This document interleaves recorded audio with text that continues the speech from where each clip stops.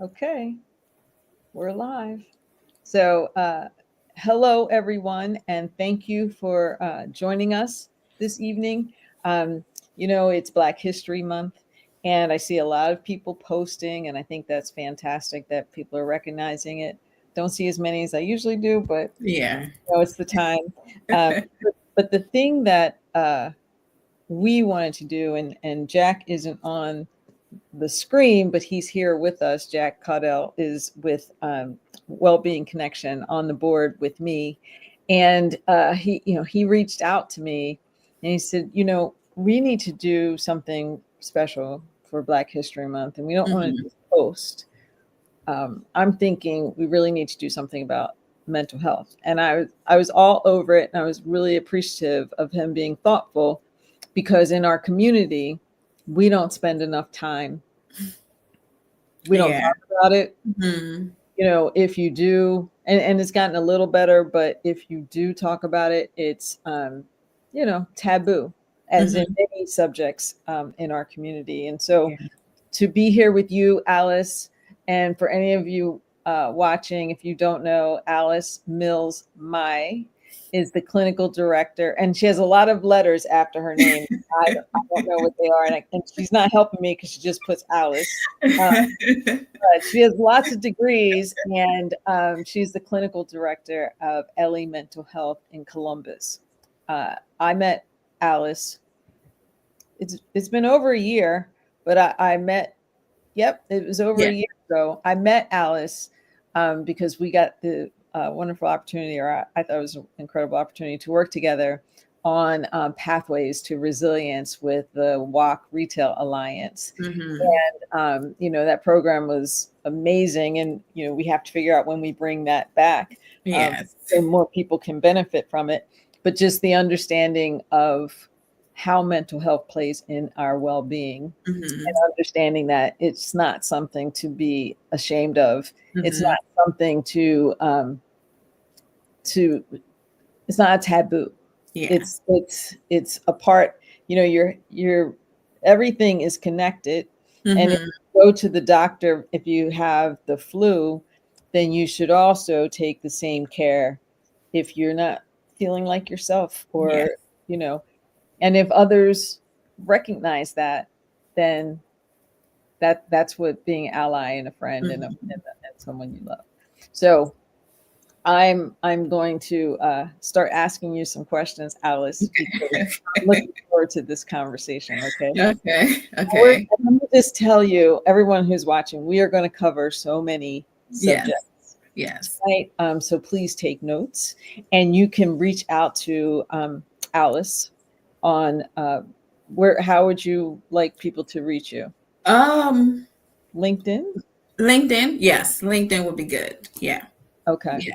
uh, on LinkedIn, and again, we'll let you know how to contact Yes. Alice, or reach out to Ellie Mental Health. Yeah. So let's start with, as we were talking, the taboo, the stigma, cultural perceptions. hmm So how can we reframe strength, Yes. right, in yeah. Black communities to Yeah. include emotional vulnerability, but Yeah. not perpetuating harmful stereotypes? Because the strong Black woman. Like, I was Woman. raised in that house, and it took hmm many years. I think I didn't crack that spell until maybe 8, 10 years ago. Wow. The Yeah. idea of being strong, hmm being just taking everything, and Yeah. not taking care of yourself. So Yeah. how can we reframe that? Yeah. So I think the idea of strength, usually when we think about it, is physical. So being physically strong, that means that you can withstand everything that comes your way. And then when we throw in the word resilience, that can also be difficult, like the paradox of being resilient and the paradox of being strong as well.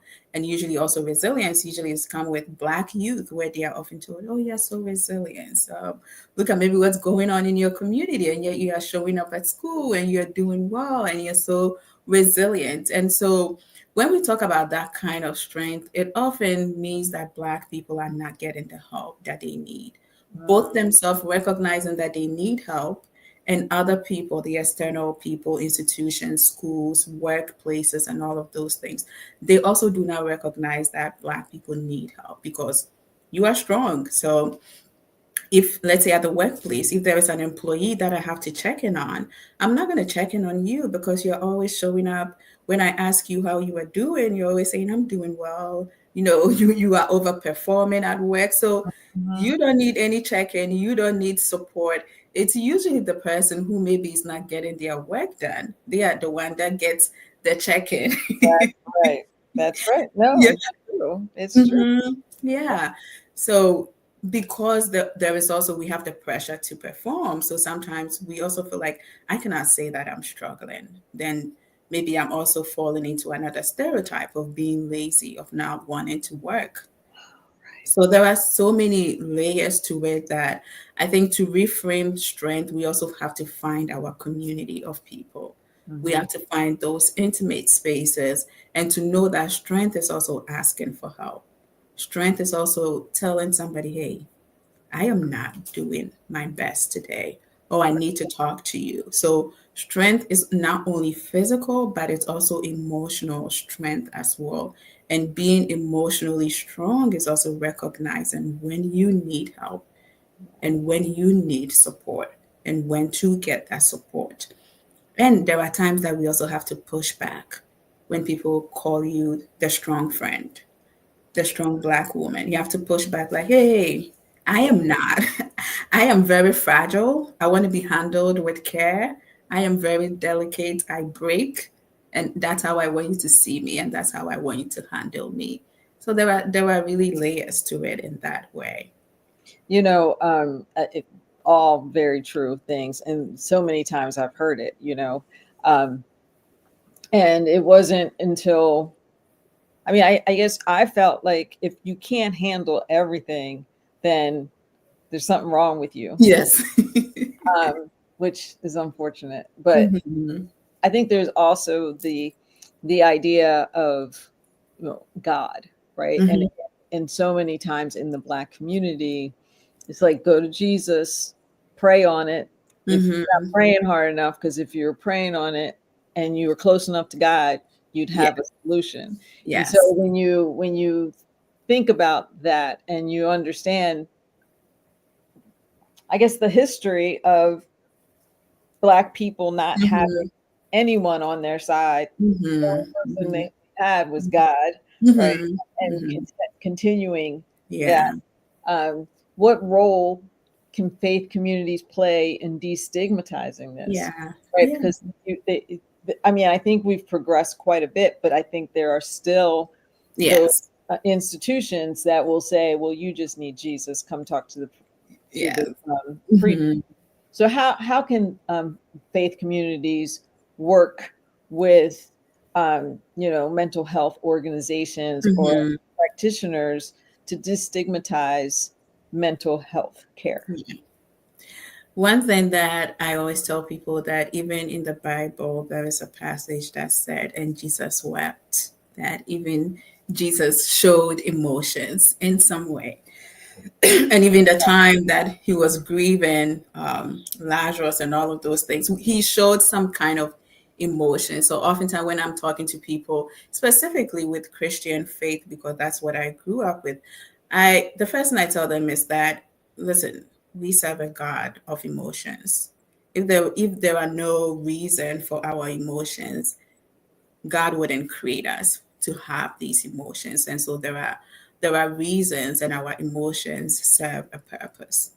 And with faith communities, I think first of all is faith leaders accepting some kind of training, mental health training for themselves, just to know the basics, to know that if you are in a congregation or a church with somebody, or the mosque, or whatever faith community that you belong to, it is important for the faith leaders to get the education to be able to recognize, okay, usually I am the first point of contact that maybe somebody will come to me. So if somebody is coming to me and maybe they are expressing symptoms of depression, I don't have to tell them to go and fast. I don't have to tell them to go and pray more. Because again, if you're telling somebody to go and fast, we have depression with psychotic features.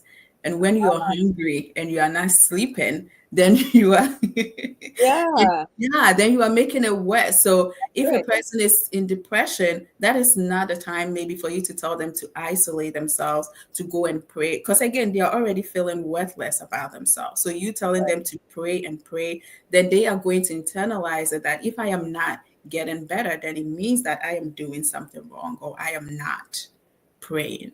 Wow. So Yeah. giving them that kind of education to know that, okay, when you hear these words, when you hear hopelessness, when you hear helplessness, maybe it's time to, push or direct them to a mental health professional. Let them to a psychiatrist. Let them seek the help while you are also praying with them or whatever you are doing with them. But there are times that these practices that we would say, oh, it connects us to God, it can actually be detrimental to people. So also knowing when you tell your congregation you have to fast, you have to do this, that sometimes you have to say, okay, maybe we are fasting, but if you know you struggle with anxiety, or if you know you struggle with depression, or if you have any kind of mental health disorder, schizophrenia, psychosis, maybe this is not a time. This fast is not for you to fast. Come, let us talk about this. Let's Right. talk how we can find ways for you to connect, but please do not do this. Yeah. Yeah, I mean, I didn't even think about that, but I think that that's a really important point, and I think it goes back to self-protecting, right? Hmm. Not Hmm. having those conversations if Yeah. people don't know what's going on in your life. Hmm. Yeah. And it's vulnerability, and vulnerability, is like one of the hardest things. So hard to be vulnerable. Yeah. There's so much strength in being vulnerable because, Hmm. it's hard. And if Hmm. you can overcome that and ask Hmm. questions and tell people where you are, I think that's the key. Yeah. But then when you think about the and there's so many different dynamics to the Black community. I don't want anyone to think that this is just one. Hmm. There are some of the commonalities, right? Yeah. And some of the other things that the Black community deals with are structural barriers or Yes. access, right? Hmm. Access to real care. Yeah. And so, what policy changes? Because there's a whole lot going on right There now. is. Uh, but if you think There about that, is. what Hmm. policy changes could most effectively expand insurance coverage, right? So many communities don't even have insurance, and even if they Insurance. have the affordable care, some Hmm. of that insurance, depending on what you can afford, it just doesn't cover. And a lot of are still limited in mental health services in Hmm. underserved Black Yeah. neighborhoods, right? Yeah. So in neighborhoods where they don't have these resources, what policy changes would you want to see? Yeah, so in those neighborhoods, I would like to see making insurance easy for people to get access to insurance because sometimes there is an income limit to insurance, Yeah, and there are people who are actually making way less. But when it comes to the government or the state that they are in, they are seen as though you're making too much money to I get. know, crazy, but it's still it's like just above poverty, and we Exactly. know like eggs Hmm. cost $5, almost an egg, right? So yeah, it's Yeah. ridiculous. Yeah. What about clinics? Do you trust clinics? Do you think they're good, or do you think what do you think? I think clinics serve a purpose in some way. And also, me being a therapist or being at the other end of it, I also understand why some clinics will say, I'm not going to take insurance Hmm. because it's a hustle for clinics to go through. They Oh, really make it difficult to get credentialed when you are submitting claims. Insurance companies want to do everything but pay you. They don't. oh, that's so unfortunate. Yeah, so they really make it difficult. So then if let's say there is a clinic that's not big as Ellie or doesn't have like a big corporate supporting them and it's maybe a few clinicians who have come together, they don't have that. They don't have the infrastructure to deal with insurance, to submit claims, to stay on the phone with insurance companies. So they would just say, I'm going to do only private pay. And then that also means that people have That to decide. includes people, right? Yes, it excludes people. Then people have to decide, do I buy food or do I take care of my mental health? So when we talk about policies, there are so many things that need to change. And then when we talk about education, also being a therapist is expensive. Yeah, I bet. I Yeah, know. You have to go to school for a long long time. then you have to, don't you have to re-credit? Yes. Every Okay. 2 years, you have to make sure your license is active and you have to get continuing education. And we are working in behavior science. So that means that things are changing. The research is coming out new all the time. So there are new interventions coming out, new research. So if you want to keep up with it, it's really expensive. So that also means that, and then the pay is not that great. I think, but in every Hollywood movie, the psychologist or well, they're Yeah. changed, and they always have a fabulous office either in I, LA or New York City in a brownstone. yeah. I'm like, who's Yeah. supporting No, that? Like, that's no, amazing. no, that is People not. who don't take insurance, therefore. Yes, yeah. If you don't take insurance and if you work with celebrities, you can charge $1,000 per session and then go away. But yeah, but for the ordinary therapist, it's really expensive. So at the moment, even the field of therapy is facing crisis where um, we don't have therapists. There are long wait lists.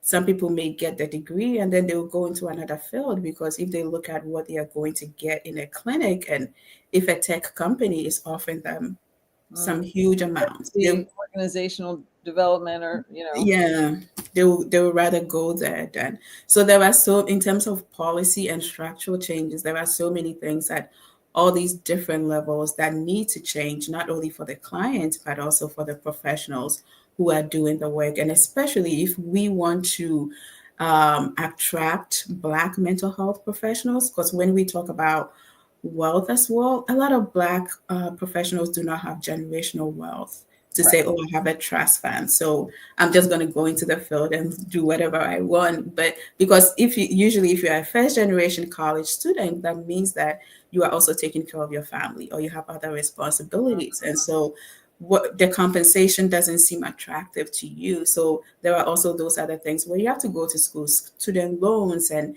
when you get into the field, gatekeeping. There are so many things that it really you have to really want it. You want you have to to really, yes, yes. and there has to be something else.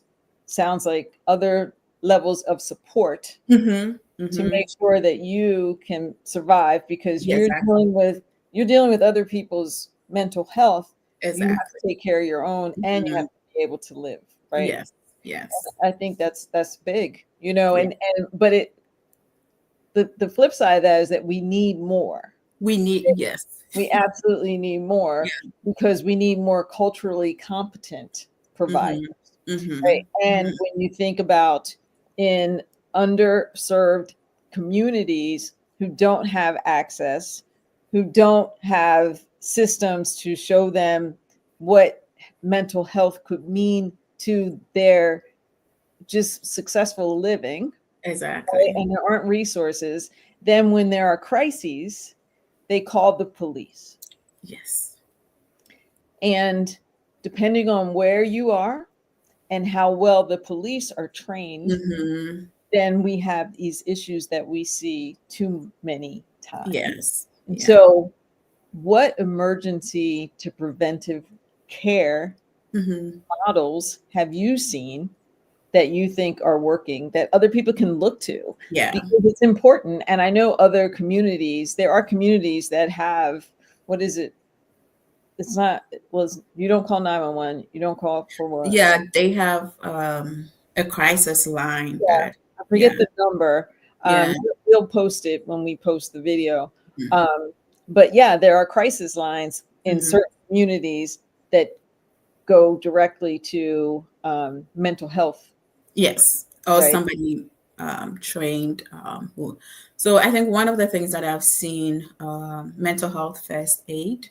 Um, there are organizations that train people, just basic mental health first aid. This is how you could identify if somebody is in crisis. This is how you could practice active listening skills. This is how you can connect somebody to resources. Mm-hmm. So also peer counseling in communities where there are no counselors or there are no clinics. Peer counseling can be great, and these are people who do not have to go through the long education, but they can just get the basic information and the basic training to support people in their community, to hold maybe a support group for people.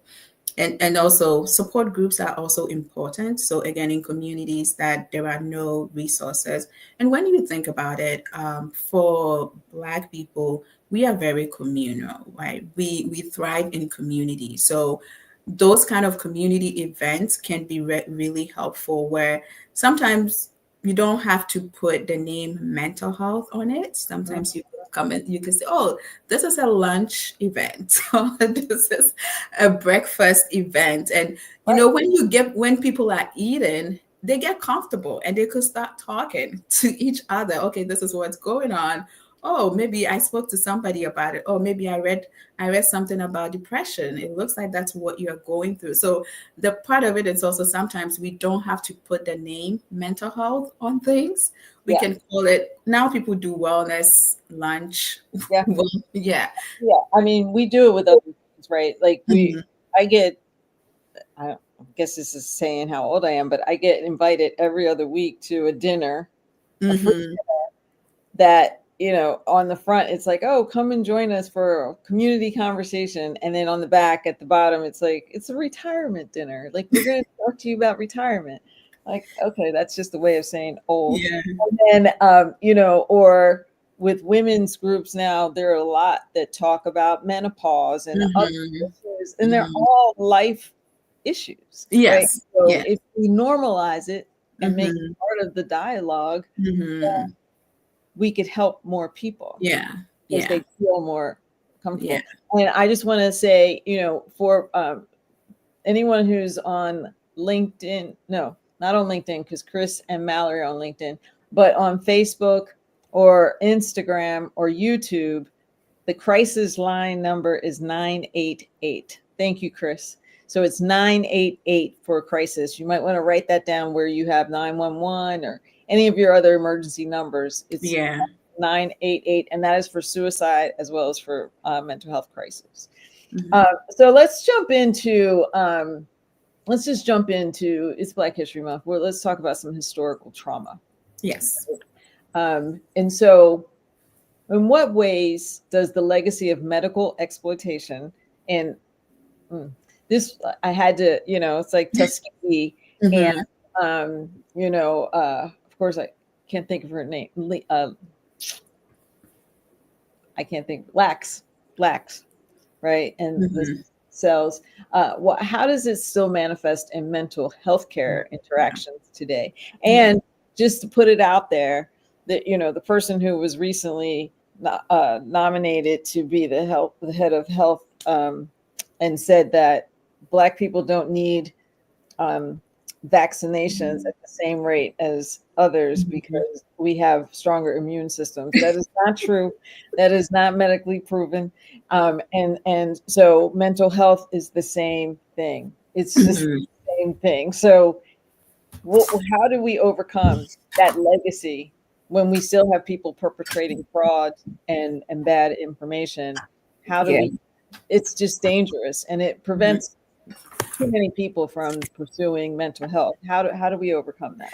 Yeah, so you mentioned those two examples, and then even within the psychology field, there is history of things in there where enslaved people who were running away was seen as a mental health disorder or psychological disorder.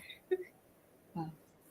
So even within the psychology field, it has its own history with with enslavement with Black people. So it really makes it difficult for people to seek help. And then when we talk about the practices that we use in mental health, practices that are of, let's say, Black people, Indigenous people, often they are not respected Mm. until a white person takes it and then calls it evidence-based. And then all of a sudden, Wow.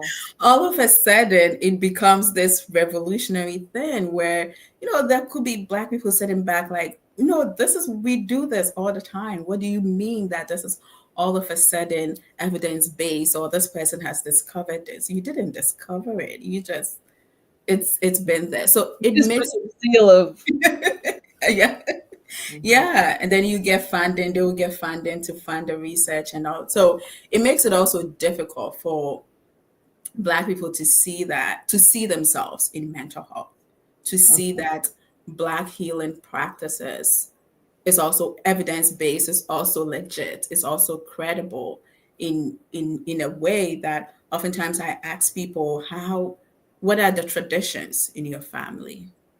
What Mm. would you celebrate in your family? And then incorporating that into therapy. And Oh, if let's say therapists really focus on, let's say I'm only going to do CBT, it's really going to be harmful to people, because CBT, it's about changing your thoughts. So if a person is saying, I'm struggling with racism, I'm not going to tell you to change your the thoughts. thought. Right.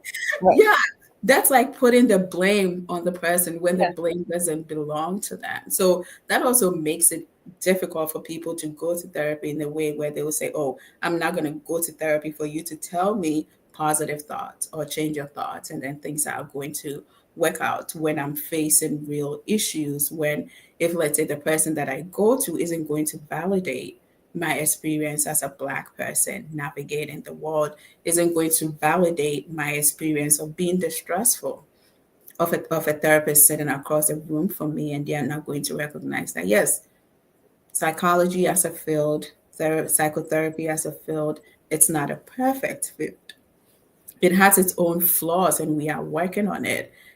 However, that doesn't also mean that you shouldn't seek help. So meeting people where they are, sometimes I think that helps. Where are you now? How can we meet together? Because if you're struggling and there is help out there, especially if you're struggling and you work in a company that they give you insurance, that you can use your insurance for mental health care, you should use it. There is a way maybe to go about it gently. That's oftentimes I try to tell people, just try it.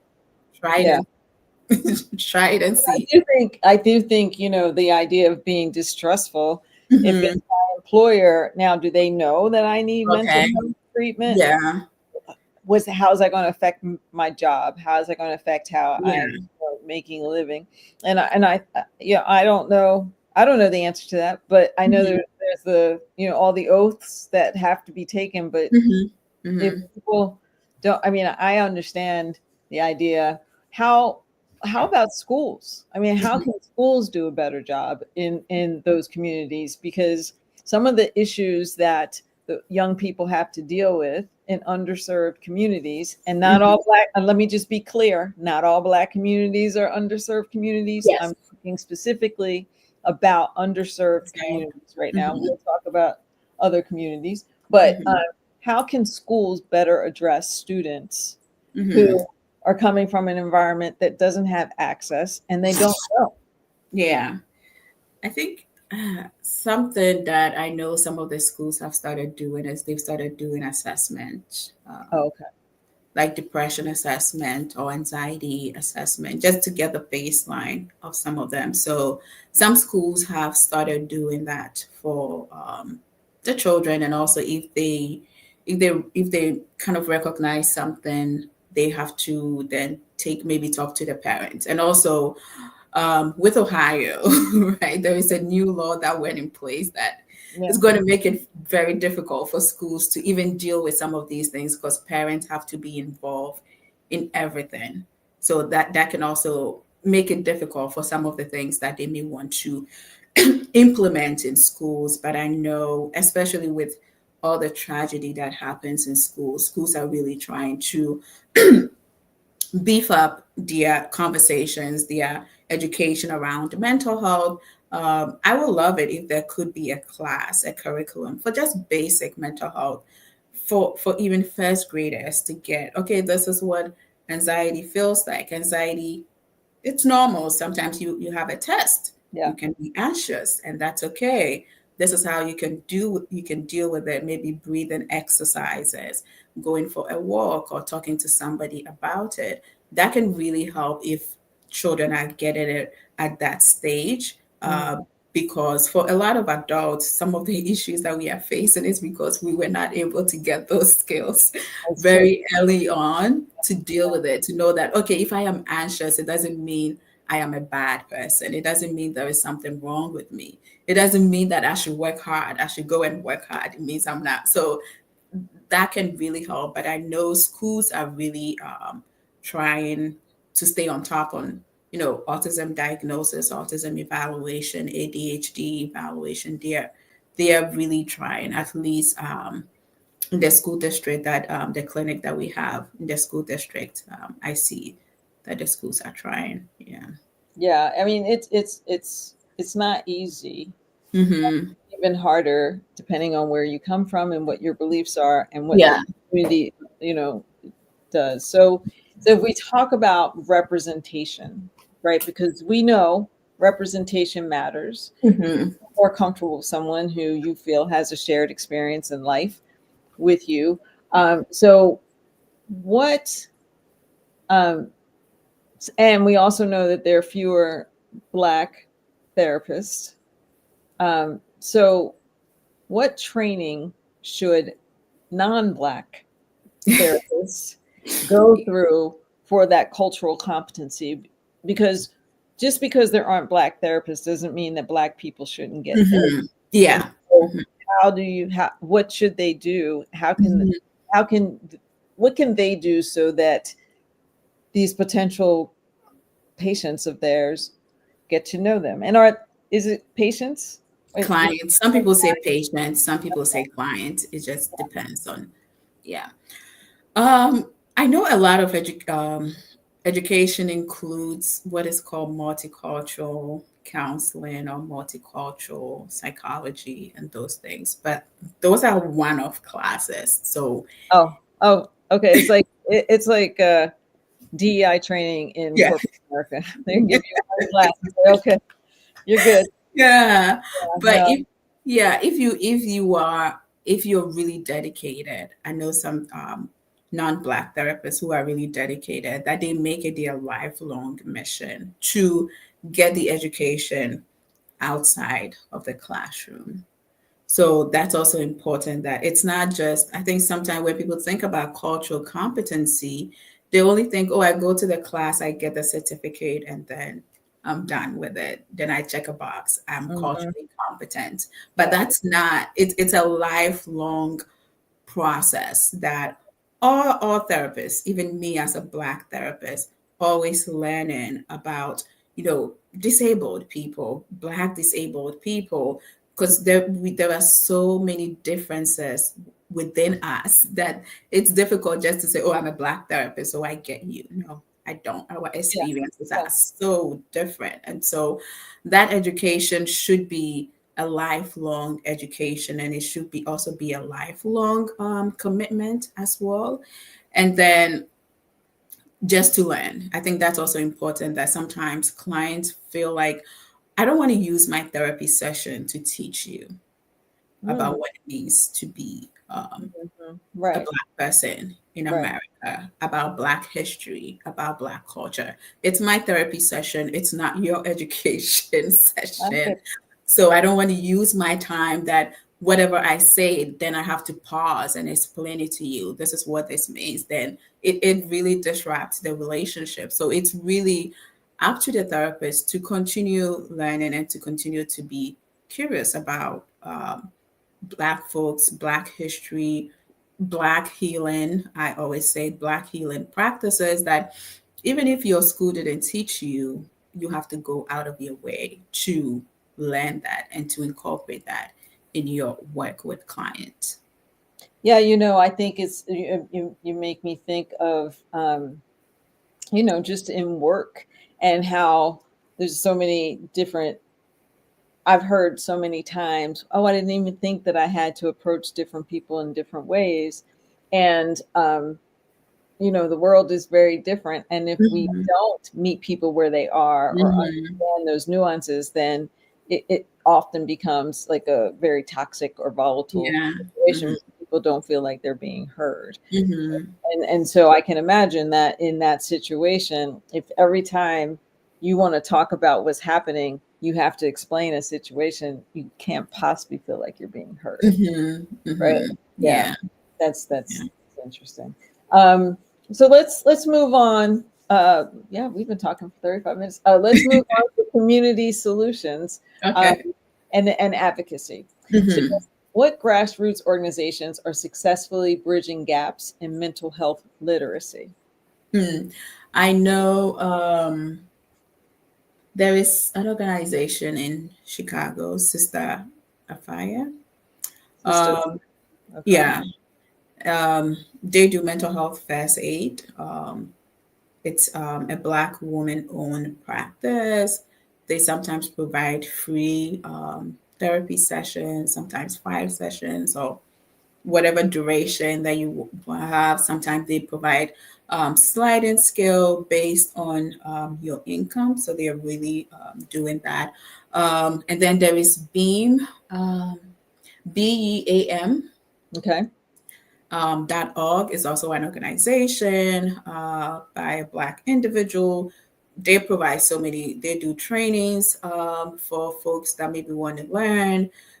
They do pop up events. So, like I was saying, sometimes the events have to be fun. So, like, they cater to millennials, who want to do brunch, who want to hang out, who want to do social media stuff. So you go to a mental health event, but you'll be taking pictures.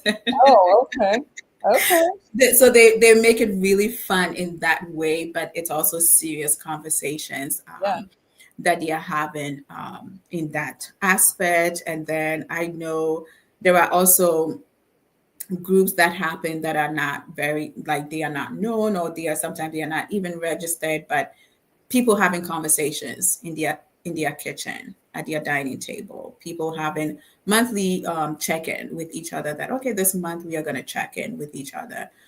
How are you doing? What is going on? How can we support you? Those kind of things. So there are things going on, and I think we all can also take some kind of initiative. And I also don't, because I know Black women, we take things on. So I want to say this with, with an asterisk, like you don't have to be the strong person, or you don't have to be the friend that is always putting things together. However, it's also important that you create that group where you can be vulnerable, a group where you can lay your head down. Because also, I think part of the thing, especially in community, some of the research is showing that actually when Black women get together, we become really competitive. really. Yeah. See, I It's don't like, think with my friends, but we also choose the friends we're with, and yes. right. And so I think that that's really interesting. So Hmm.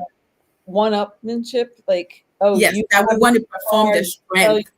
ah, We okay, we like, I am strong, I can do this. Like, so it becomes hard. So just, a note to people out there to be cautious of your friendships. Is it that kind of friendship where you want to be the strong one, or you want to perform for your fellow Black woman because you are like, oh, they have it all put together. So let me also try and be all put together you as know, well. that's so interesting. But when you think about it, I hear what you're saying. Hmm. If you are considered the strong one, or she's busy, Hmm. then you're often alone because Hmm. instead of just reaching out and saying, how you doing? The assumption is you're too busy, Yes. right? Yes. Yeah. Which that I get that a lot. Like I'll Okay. see people doing things and I'm at home and they're like, oh, well, I didn't reach out to you because I see what you're doing on Facebook. And I'm like, you don't see me on Facebook, but you see me on social media. And Yeah. if it's LinkedIn, yeah, I'm posting it out there because I want exposure for Mm. WACRA. I want Mhm. that exposure. That's what LinkedIn's for. But I'm not there all the Yeah. time In that moment. posting what I did, but Mhm. I'm home. And Mhm. that can do a job, because the more that happens, then you're like, all right, well, I'm in this I'm doing this by myself. Yes. So I just have to be by myself and deal Mhm. with myself. And why do I Mhm. have to be the one who's always reaching out? And then it just becomes this whole cycle. Yeah. And we need friends, we need family, we need Yes. that connection. Mhm. You Mhm. know, and we're talking about this community that, I don't know, when I grew up, my family nobody lived more than 20 minutes away. Mm. And most lived like you could walk to their house. Okay. Yeah. Because they all lived near my grandparents. So I go to my grandparents, I could walk right by. Yeah. And there was this feeling of I don't know, comfort in the family. But Mhm. I remember the story of my mother. For a couple of years, my mom couldn't walk because she was attacked in the backyard by a man who had we would Mm. say mental illness now, but of course then they didn't tell anybody. He Okay. stayed in the house.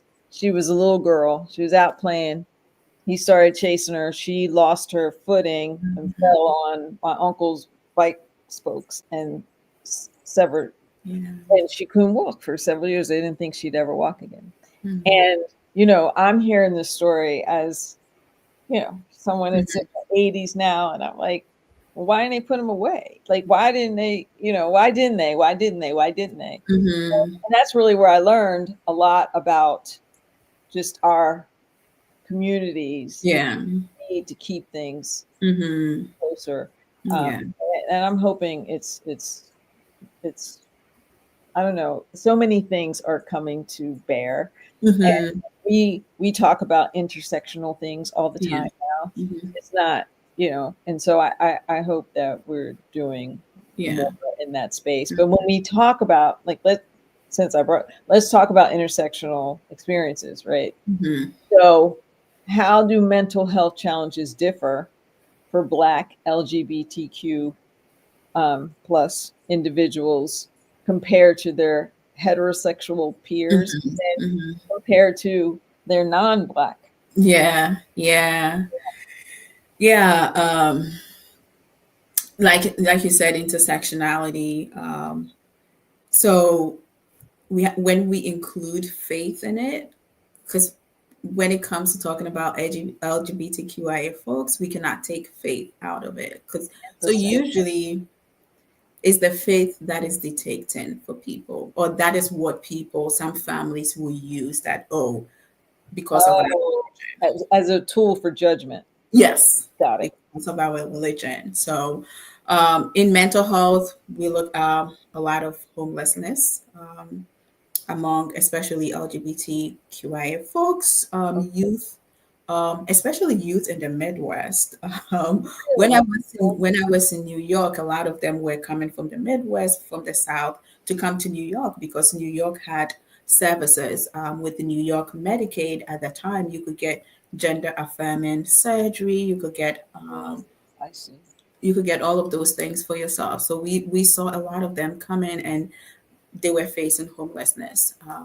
Suicidality is also high So dangerous. among LGBTQIA folks. And then we have to talk about trauma, PTSD, the trauma. Like you said, some Black families are very loving and very accepting and done. And then we are talking about the ones that are not. That makes it difficult for their youth. They really make it difficult for them since their childhood. So some folks would have to drop out of school if the school is not supportive Mm, of them. That means it is going to affect their education. And once something affects a person's education, it can affect the trajectory of their. yes. So Yeah. whether they're getting a job or whatever they may want to pursue in the future, it really cuts the opportunities for them. And so that means that they may also have to end up in poverty as well. So there are all of these issues that they are facing, and then it would affect their mental health, suicidality, depression, anxiety, PTSD. And then when we talk about, heterosexual relationships, it's kind of the norm. So just you talking about representation, just not having that representation, not having who you are, your relationship being modeled in your community, being praised in your community. That, often in Black families, people would say, "Oh, this person, Uncle so and so is living with your friend or is living with your roommate, and they've Oh lived yeah, with the roommate for a yeah, long time. Like maybe yeah, you should get your own." yeah. But That's strange, right? yeah, Yeah, so families not even acknowledging their relationship or their partnership and calling them a roommate. And also that means that they cannot show their love in the open, mhm, sometimes making it difficult for them to adopt children if they want to be parents, making it difficult for, so there are so many things that really impact their mental health. And it's a conversation that is still happening. And although we've made some strides, it's one area that I feel like we are really lacking in terms of the support, just the community support, and even how we behave online. When you check online in the digital space, how wow, people behave towards Black LGBT folks, trans women, even when we talk about the experiences of Black women, the experiences of Black trans women is really worse. right. How the violence against them, how people talk to them. It's so that's one area that it's really really appalling that we really have to. I don't know how long it's gonna take, but I think more conversations like this, supporting people's well-being, giving parents the tools to support their children. Really, also the church, our faith communities also have to be involved in a way that, how do you love your children? How do you still provide for your children, even if you feel like, okay, maybe what you're doing doesn't align with my religion, but you still have to be a parent. You still have to make sure that they are getting the support that they need in school, they are getting the healthcare. You still have to make sure that their basic needs are being met, and not just to throw out them out of the house, or just not caring about that Yeah. anymore. I mean, I can't imagine not caring about my child. What I can imagine is being afraid for them, right? Mm, And hmm. the way culture, I mean, think about what's happening now. It is Yeah, despicable. It is yeah, despicable. yeah. And yet it was voted in, right? But it's terrible that you can just Yeah. with your words Mhm. just Yeah. basically say someone is no longer, Yeah. right? Mhm. Yeah. And when you think about what the consequences of that are, and with the back, I mean, I don't know, that could be a whole nother conversation that we talk about. But Yeah. when you think about that, and as a parent, I can't imagine being a part of Mm. Yeah.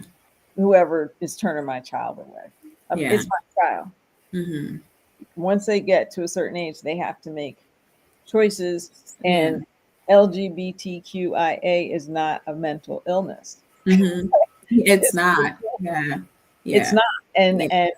it's unfortunate that as a result of treatment or non-treatment or anything, it could lead to a Yes. mental illness, right? Yes. Yeah, Yes. yeah. So it, we haven't talked about economics, right? We talked a little bit about served communities, Mhm. but in what ways does economic inequality Mhm. compound mental health Mhm. disparities in Yes. low income areas? Yes. So just the economic in the world, we live in a capitalist world. So that means that having access or having even some say in things means you have to have some sort of economic power. in it. So that financial stress, that in of itself is stressful. Um, Poverty is a traumatic experience as well. Yeah. Activate a person's fight, flee, and free responses, where you are always in a survival state. If you are having to think about where is the next meal going to come from? How am I going to pay for rent? How am I going to pay for utilities? That means you are always in a crisis state. And the other thing is also if a person's basic needs are not Mhm. met, we cannot ask them to be in therapy. That's right. We cannot ask them to be in therapy and talk about their feelings. I am hungry. I'm thinking about my rent. What do you mean I have to talk about my trauma? And I have to talk about my feelings? Like talking. So sometimes even going to therapy is seen as a luxury for people who have the money. Like, oh, this is a luxurious experience that you want to go partake in. I don't have that luxury to spend an hour on somebody's couch and then they will send me a bill as well, and then I'm hungry. I have to think about. So that in of itself makes it difficult for people, and then people get an insurance. So sometimes even if they qualify for Medicaid, there are a lot of places that do not take Medicaid. Medicaid is one of those insurances that people don't want to take because, again, the government makes it difficult for people to take Medicaid reimbursement, all these extra assessments that sometimes folks have to do. They're like, I don't want to do all of these. So that then also makes it difficult for people to get that or to get the support that they need. So just getting your basic needs met and having the finances, I think is a very big deal for people that um, if they haven't met, like when we look at Maslow's hierarchy of needs, Yeah. just that getting that basic, it is after our basic needs that we can even think about love and belonging. So if I'm hungry, nothing that you say makes sense to me. If I'm hungry and you're telling me, oh, go to therapy, what Right. therapeutic intervention is for hunger than giving me the money that I need or making sure that I have a job that pays me well to make sure my needs are met. So mental health, I think I say it affects every aspect of our lives, every aspect. So the policies that we make, you getting a job that pays well, that is part of your mental health. That Mhm. checks off one stress out of the way for you that now I have to think about stress. You being in a job that you feel safe, that you feel seen, that you feel belong to that job. That is also your mental health. You having a community, that's also your mental health. You living in a community where you feel safe, where you feel belong, you don't feel threatened, that's also mental health. You living in a country where you are not like how we are experiencing. It's like our fight or flight responses is activated every minute. So it's not safe for anyone, right? A lot of people are irritated. When you talk to people, they are irritated, they are frustrated, and that also disrupts relationship because I'm irritated by something, but it's not about you, but you are the person that's there, so you're gonna get it. Yeah, Like, that's why are true. you asking me all these questions? I don't know. So it impacts every aspect of our life that we cannot say, oh, mental health is different. It's here. And then the rest of our life is here. No, it is together. Yeah. I mean, that point is so important, and I think it's a great place to end our conversation. Mental health is everywhere, Hmm. and you know, we just can't. We need each other more than ever. Yes. And if we can't afford a therapist, we need community, and Hmm. community needs to come together to Hmm. understand that humanity is